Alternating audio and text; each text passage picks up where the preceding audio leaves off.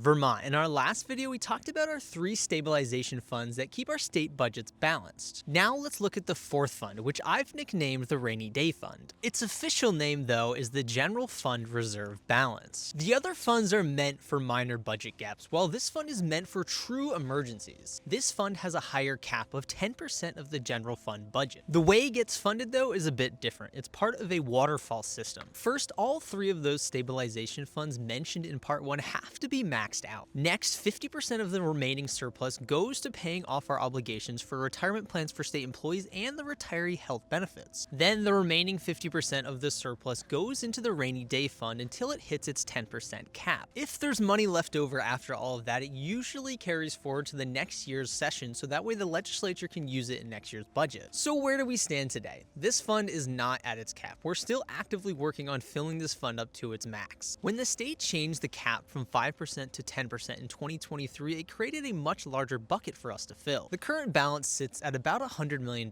while the goal is closer to $250 million. Reaching that 10% cap is a major goal for the state because it provides the ultimate cushion for Vermont's future.